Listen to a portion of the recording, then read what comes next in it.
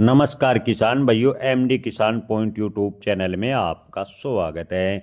किसान भाइयों, धान के भाव में क्या बनेगी तेजी, धान के भाव में गिरावट का क्या है वजह, इस पर करेंगे विस्तार से चर्चा।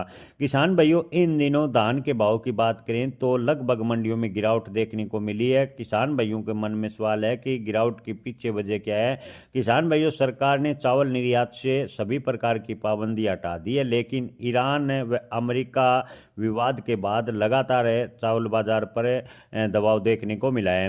जी हाँ किसान भाइयों, ईरान विवाद व अमेरिका के टैरिफ का असर चावल पर पड़ा है और अंतर्राष्ट्रीय स्तर पर निर्यात में दिखते हुई है।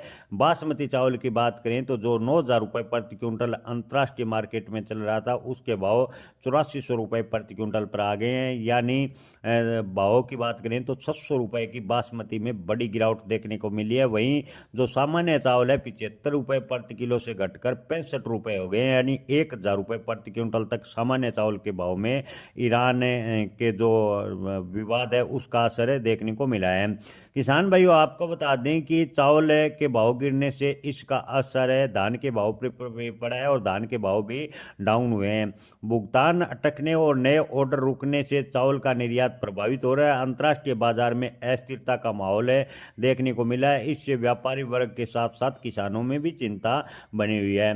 किसान भाइयों के मन में सवाल है कि आखिर धान के भाव में तेजी बनेगी। तो किसान भाइयों, आपको बता दें कि सरकार ने सभी प्रकार के चावल से निर्यात पर जो प्रतिबंध थे उसे हटा दिया। किसी भी प्रकार का कोई प्रतिबंध सरकार के द्वारा नहीं है, लेकिन अंतर्राष्ट्रीय मार्केट में तनाव की वजह से चावल का निर्यात इन दिनों प्रभावित हुआ है और अंतर्राष्ट्रीय मार्केट में चावल का निर्यात प्रभावित होने की वजह से धान के भाव में गिरावट हुई है। आपको बता दें कि ईरान भारत से प्रमुख बासमती का आयातक देश रहा है और ईरान में विवाद की वजह से बासमती का निर्यात काफ़ी हद तक प्रभावित हुआ है।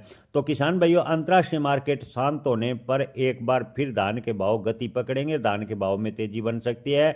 वहीं निर्यातकों का कहना है कि अंतर्राष्ट्रीय माहौल अगर इसी प्रकार कई दिनों तक अशांति बना रहता है तो धान के भाव में जो तेजी की संभावनाएं थी उस पर ब्रेक लगेगा, क्योंकि निर्यात प्रभावित होने से चावल का निर्यात अगर प्रभावित हुआ तो धान के भाव भी इससे प्रभावित होंगे। किसान भाइयों, जो मंडी व्यापारियों की माने तो आने वाले कुछ एक दिनों में अंतर्राष्ट्रीय माहौल पर धान के भाव निर्भर करेंगे कि अंतर्राष्ट्रीय माहौल कैसा रहता है और धान के भाव में कितनी तेजी बनती है। शांति अगर अंतर्राष्ट्रीय मार्केट में नहीं होती तो धान के भाव में तेजी की संभावना पर ब्रेक भी लग सकता है। जय किसान, धन्यवाद।